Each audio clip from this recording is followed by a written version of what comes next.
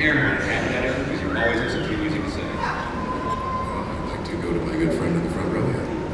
Aaron, I hear you're a joker. I'm a practical joker? Yeah. Who told you that? Several people. My question is this. Could your story about how you're finding out about this war silence and your talk with Ron Moore being an attempt to work with our heads? Could my story about the Force Islands and talking to Ron Moore be an attempt to frack with your heads? Yes. Yes, it can.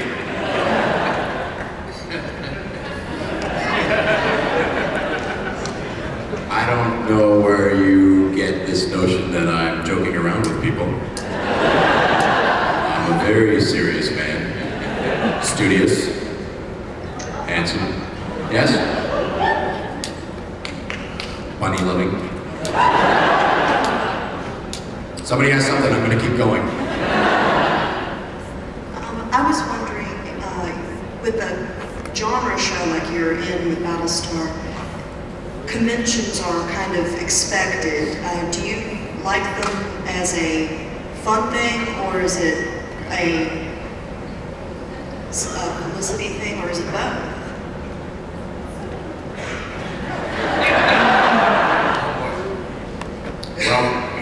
Wherever there is a convention, I'm sure you're going to find Aaron. And the only reason I say that in the best of terms is because he laughs, he jokes, he's very funny, very entertaining, extremely so, very gifted. But he also is a deeply caring man, and not only caring, but he loves science fiction. And he loves this world, and we are all fans, I think, of science fiction. So I love to be here. I love to hang out, I love to talk, exchange ideas. I love the space program. I actually got to go to Arizona and hang out with 7 of the guys who walked on the moon 2 weeks ago, which just absolutely blew me away. I'm dating myself, but to watch the first guy step off that craft onto the moon was the most exciting moment in history.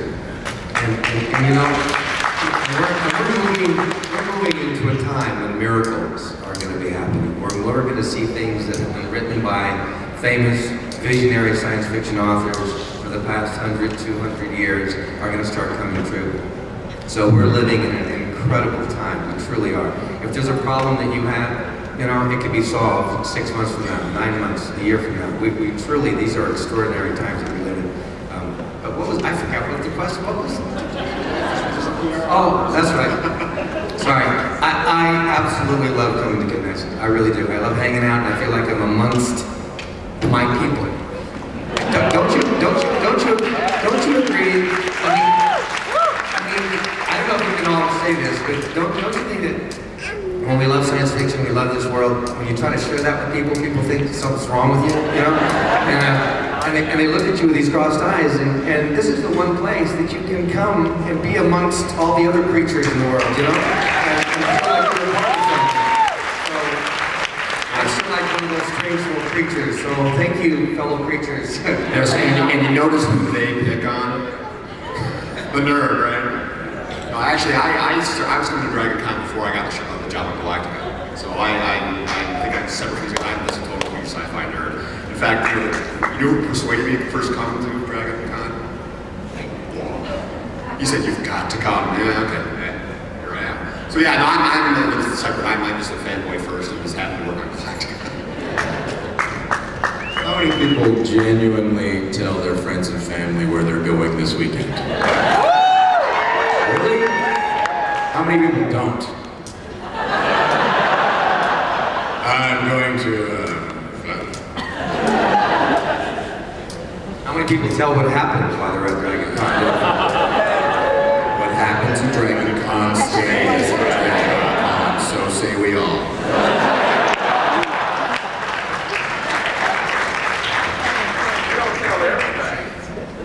This is for Richard.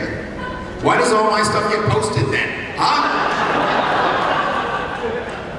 What is your opinion of Dirk Bennett admitted to refusing to be in the new BattleStar Galactica in favor of his stellar and skyrocketing career.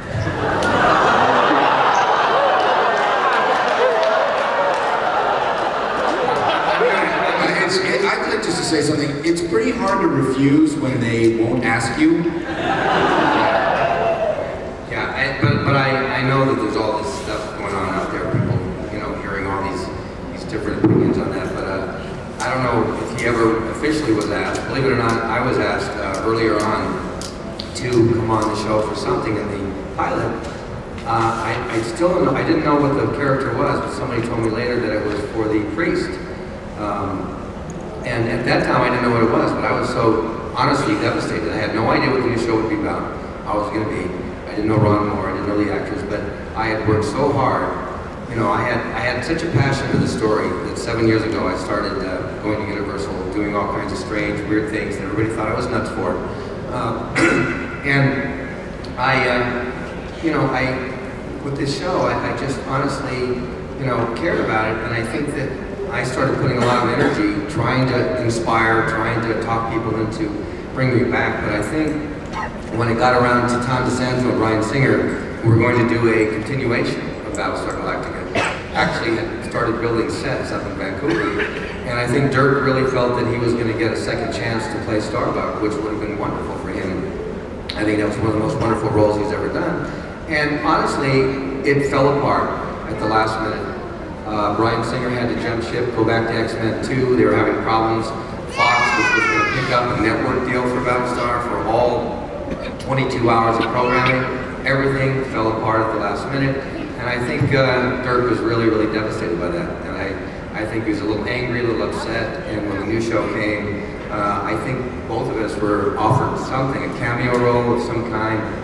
And he, for his own reasons of being really, really upset that the continuation wasn't going to happen, and me for having worked so hard to try to inspire a revival. So we both, without even knowing what it was, I said, thank you very much, I really wish this show all the best, but I just couldn't do it. And then later on, fortunately, I met Ron Moore at the 25th BattleStar Galactica Anniversary Convention, which I helped produce, and I got a chance to meet him, listen to what he had to say, and that, for me, shifted me over to saying, you know something? I think this is going to be something really, really extraordinary. I live to be part of a great idea being explored. And I kind of opened my mind for the first time, thank God. And he came back about 3 months later and said, would you like to play this role? But I think Dirk never got that opportunity. He didn't get a chance to meet Ron Moore, and I think had he could have come in the show, and wouldn't it have been interesting to have him play Starbuck's father? Well, there's actually a reason. Wouldn't that be an interesting... Yeah, there's actually, I'm not going to make a causal relationship here. I'll just tell you the facts, and there are details to be filled in. I can tell you that in the first version of the script for the season 1 finale, Dirk Benedict's name was in the body of the script. It says they meet Dirk Benedict as somebody. I'm not going to tell you who the character was. But Dirk's name was in the script, and again, I don't want to make a causal relationship here, but the next day, Dirk was somewhere on the web wrote a really scathing piece about how the new Battlestar sucks. He didn't like how Starbuck was, and suddenly in version 2 of the script, his name wasn't there anymore. So he was a very angry person. I don't know if he's still angry or not, but he was upset that the way his character had morphed and said so. And so his name was actually in the script.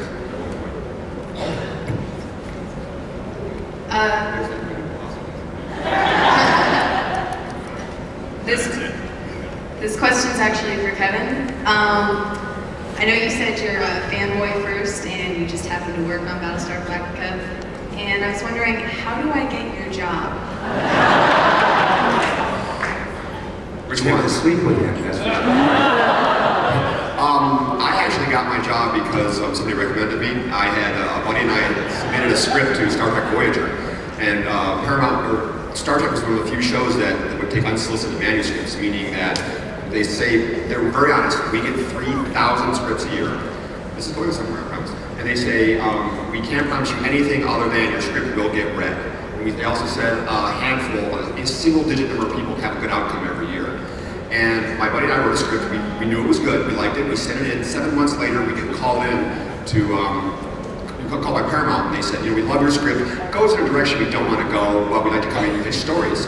So I came in several times and pitched stories, and the two people I pitched to mostly were Michael Taylor, who's now a writer on Galactica, and Brian Fuller, who created Dead Like Me, Wonder Falls, Pushing Daisies, and was a staff writer on Heroes. Well, Brian and I stayed in contact over the years, and then when Ron was started Galactica, one day Brian and he were sushi were saying, hey, I heard this guy need a science advisor. So they called me in, and I talked to Ron, and he gave me the Bible in the first 2 episodes. And then, I guess a couple days later, Richard was talking about his job as Tom Zarek.